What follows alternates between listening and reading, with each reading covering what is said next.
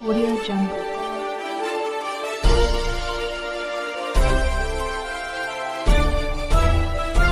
Audio Jungle.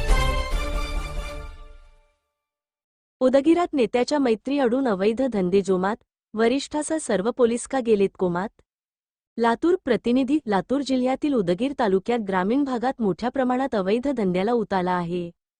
गंमत म्हणजे राजकीय नेतेच अवैध धंद्याचे पाठराखण करणारे झाल्याने सर्व काही कायदा सुव्यवस्थेला धरूनच चालू आहे असा देखावा केला जात आहे. वास्तविक पाहता राजकीय लोक आपल्या कार्यकर्त्यांना अवैध धंद्याला लावत होते, मात्र आता नेतेच अशा धंद्यात उतरू लागल्याने राजकारणाचा दर्जाही घसरू लागला आहे.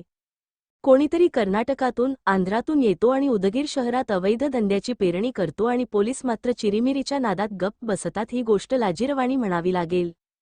उदगीर शहरात हाकेच्या अंतरावर असलेल्या मैत्री कार्ड रूममध्ये परवाना केवळ ठराविक लोकांसाठी आणि ठराविक वेळेसाठी असला तरी रात्रंदिवस या ठिकाणी तिरट, अंधबहार या प्रतिबंधित असलेल्या जुगाराला मोठ्या प्रमाणात स्थान दिले जात असल्याने सीमा भागातून जुगारी लोक उदगीरमध्ये येऊन जुगार खेळू लागले आहेत.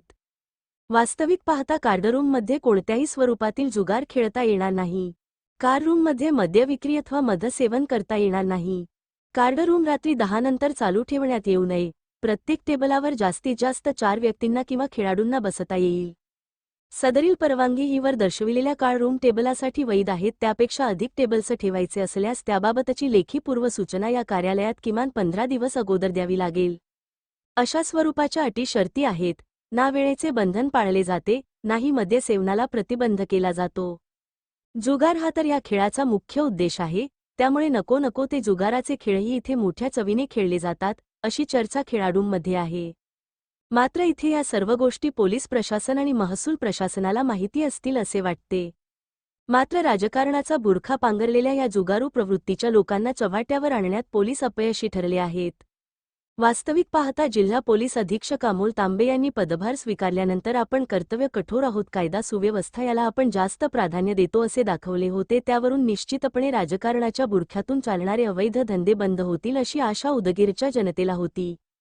मात्र आता अपेक्षाभंग होत असून पोलीस प्रशासनाने केवळ आदर्शवादाच्या गप्पा मारण्यापेक्षा प्रत्यक्ष कृतीला महत्त्व द्यावे, अशी अपेक्षाही व्यक्त केली जात आहे.